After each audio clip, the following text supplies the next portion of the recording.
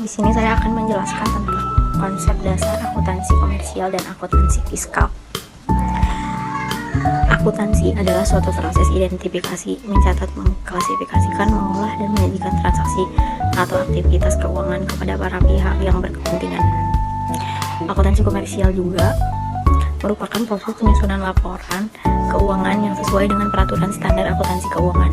Sedangkan akuntansi pajak, yakni proses penyusunan laporan keuangan yang sesuai dengan peraturan perundang-undangan perpajakan, sehingga laporan keuangan yang menghasilkan disebut laporan keuangan fiskal.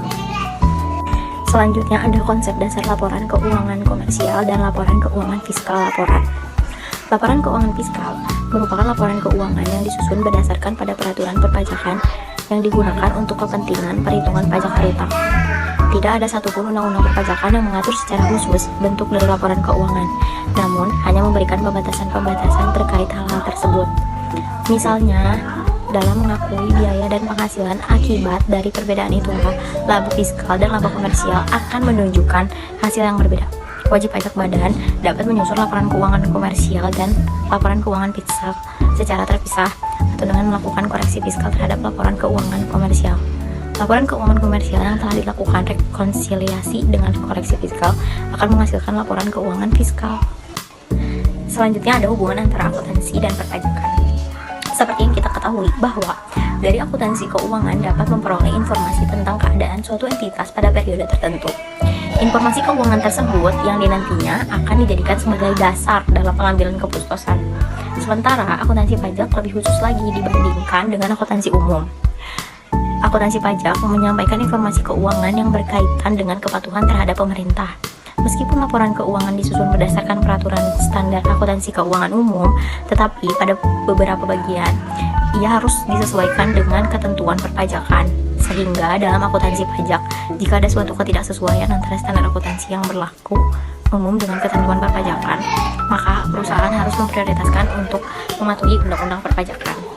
Hal ini karena pajak merupakan sebuah kewajiban atau compliance tax. Baik, selanjutnya di sini saya akan menjelaskan perbedaan akuntansi komersial dengan akuntansi perpajakan. Yang pertama ada persamaannya dulu ya, saya jelaskan. Ada tujuan utama. Kedua jenis akuntansi bertujuan untuk menyediakan informasi keuangan yang relevan. Akuntansi komersial berfokus pada pengambilan keputusan manajerial, sedangkan akuntansi pajak berfungsi untuk memastikan kepatuhan terhadap peraturan perpajakan. Yang kedua ada pencatatan transaksi. Keduanya melibatkan pencatatan transaksi keuangan yang serupa. Meskipun akuntansi pajak lebih menekankan pada transaksi yang relevan untuk kewajiban pajak, tetapi yang ketiga dijelaskan penggunaan informasinya. Informasi yang dihasilkan dari kedua jenis akuntansi digunakan untuk analisis kinerja. Meskipun konteksnya berbeda, akuntansi komersial untuk manajemen internal dan akuntansi pajak untuk kepatuhan perpajakannya. Jadi, meskipun keduanya berfungsi dalam konteks yang berbeda, mereka akan saling melengkapi dalam memberikan informasi keuangan yang diperlukan untuk pengambilan keputusan dan kepatuhan hukum. Baik, di sini saya akan menjelaskan perbedaannya. Yang pertama-tama dari penggunaan laporan keuangan. Yang pertama ada akuntansi komersial. Akuntansi komersial itu laporan keuangannya digunakan oleh manajemen, investor, kreditur, dan pemangku kepentingan lainnya. Kalau akuntansi pajak itu laporannya terutama digunakan oleh otoritas pajak untuk menentukan kewajiban pajaknya. Yang kedua ada penyusunan laporannya. Dalam akuntansi komersial menghasilkan laporan keuangan seperti neraca, laporan laba rugi, dan arus kas berdasarkan prinsip akuntansi yang berlaku GAAP atau IFRS. Dalam akuntansi pajak menyusun laporan keuangan pajak seperti SPT, surat pemberitahuan pajak untuk melaporkan penghasilan dan kewajiban pajak. Yang selanjutnya ada dasar pencatatan. Akuntansi komersial menggunakan prinsip akuntansi umum dengan fokus pada substansi ekonomi transaksi. Yang berikutnya ada akuntansi pajak berdasarkan undang-undang perpajakan yang berlaku dengan kemungkinan menggunakan metode campuran kas dan akrual basic sesuai kebutuhan. Yang selanjutnya ada sifat akuntansi. Dalam akuntansi komersial, informasi bersifat terbuka dan dapat diakses oleh berbagai pihak. Dalam akuntansi pajak, informasinya bersifat rahasia, hanya diketahui oleh manajemen dan otoritas pajak.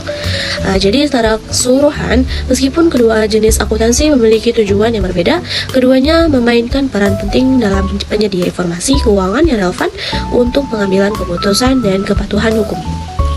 Selanjutnya ada aspek perhitungan dalam perpajakan. Yang pertama ada dasar perhitungan. Laba akuntansi dihitung berdasarkan standar akuntansi keuangan. yang mengatur pengakuan pendapatan dan pengeluaran. Laba fiskal dihitung berdasarkan undang-undang perpajakan yang mungkin memiliki ketentuan berbeda mengenai pengakuan pendapatan dan biaya. Yang kedua ada koreksi fiskal. Untuk menghitung laba fiskal, perusahaan melakukan penyesuaian terhadap laba akuntansi dengan menambahkan atau mengurangi item tertentu sesuai dengan ketentuan pajak, yang dikenal sebagai koreksi fiskal. Perbedaan permanen dan temporer dalam perpajakan. Yang pertama ada perbedaan permanen. Ini adalah perbedaan yang tidak akan pernah disesuaikan kembali di masa depan, seperti penghasilan yang tidak dikenakan pajak. Contohnya bunga deposito atau biaya yang tidak dapat dikurangkan. Perbedaan temporer. Ini adalah perbedaan yang akan disesuaikan di masa depan, seperti penyusutan atau cadangan piutang tak tertagih, yang mungkin diakui dalam laporan akuntansi tetapi tidak dalam laporan pajak pada periode yang sama. Dampak terhadap pajak. Yang pertama ada laba akuntansi. Meskipun laba akuntansi memberikan gambaran tentang kinerja keuangan perusahaan, angka tersebut tidak selalu mencerminkan kewajiban pajak aktual.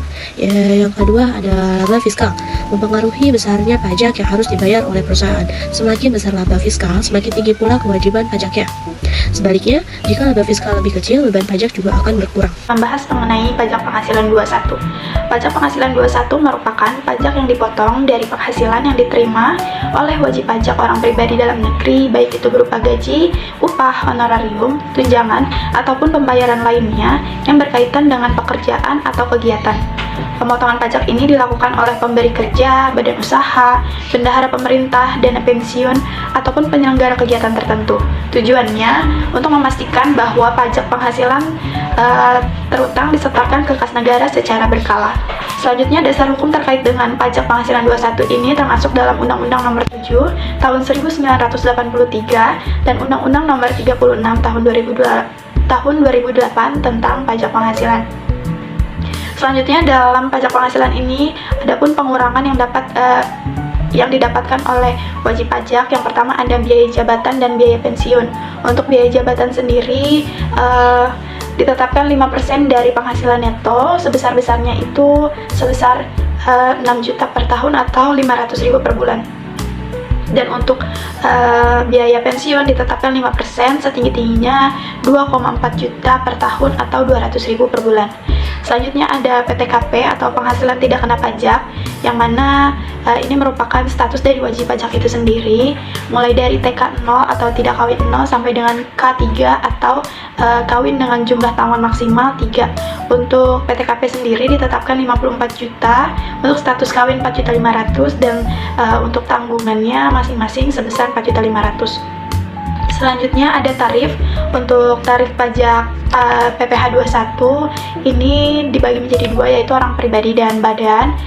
Untuk orang pribadi menggunakan tarif progresif, yang mana penghasilan kena pajaknya ditetapkan berdasarkan penghasilan. Tarif dari pajaknya ditetapkan dari penghasilan kena pajak yang telah dihitung sebelumnya. Nah, dari untuk sampai dengan 60 juta itu tarifnya dikenakan 5%, selanjutnya 60 juta sampai 250 juta itu 15%, 250 juta sampai dengan 500 juta itu 25%, dan untuk 500 juta sampai dengan 5 miliar itu 30%, dan di atas 5 miliar itu 35%. Lalu untuk tarif badannya yang berlaku di tahun 2022 sampai dengan sekarang yaitu 22%. Selanjutnya subjek pajaknya seperti yang telah disebutkan tadi, ada orang pribadi dan badan. Untuk objeknya yang menjadi objek dari pajak penghasilan 21 itu penghasilan, yaitu setiap tambahan kemampuan ekonomis yang berasal dari Indonesia maupun luar Indonesia yang dapat dipakai untuk dikonsumsi atau menambah kekayaan wajib pajak yang bersangkutan dalam bentuk apapun. Selanjutnya pembahasan mengenai pencatatan akuntansi untuk pajak penghasilan 21. Ada 3 metode yang dapat digunakan untuk mengalokasikan pajak. Yang pertama ada deferred method atau metode penangguhan. Pada metode ini pendekatan laba rugi atau income statement approach yang memandang perbedaan perlakuan antara akuntansi perpajakan dari sudut pandang laba rugi, yaitu kapan suatu transaksi diakui dalam laporan laba rugi baik dari segi komersial maupun segi fiskal. Selanjutnya ada asset liability method atau metode aktiva kewajiban. Pada metode ini Pendekatannya menggunakan pendekatan neraca atau balanced approach yang menekankan pada penggunaan laporan keuangan dalam mengevaluasi posisi keuangan dan memprediksi aliran kas pada masa yang akan datang. Yang ketiga, menggunakan net of tax method atau metode bersih dari pajak. Pada metode ini tidak ada pajak tangguhan yang diakui. Konsekuensi pajak atas perbedaan temporer tidak dilaporkan secara terpisah. Sebaliknya, diperlakukan sebagai penyesuaian atas nilai aktiva atau kewajiban tertentu dan penghasilan atau badan yang terkait. Selanjutnya ada contoh kasus.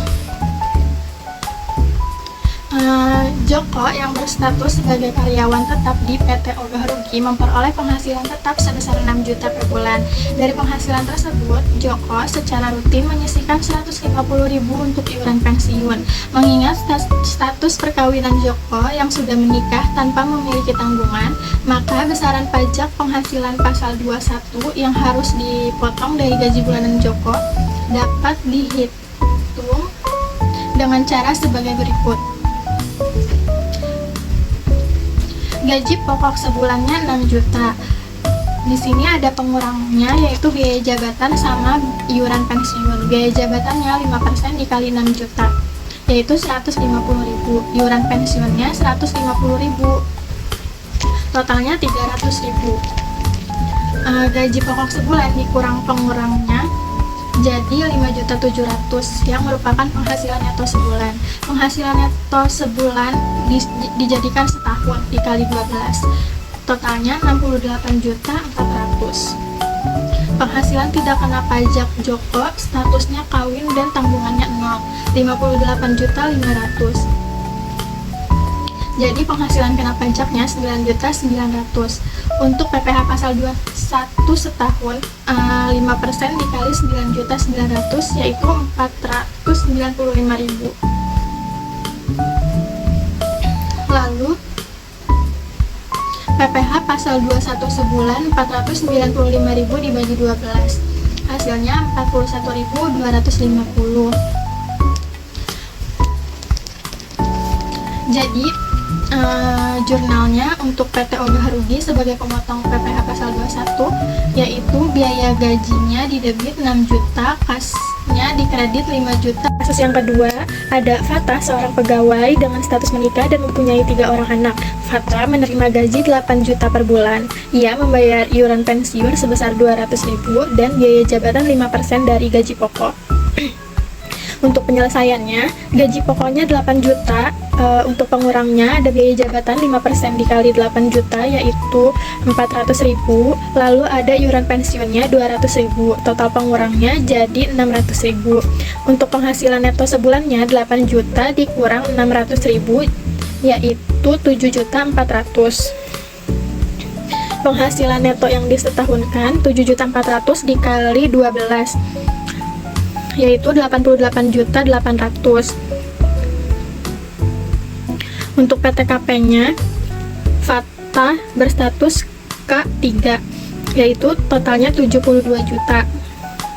PKP-nya adalah 88.800.000 dikurang 72 juta, 16.800.000.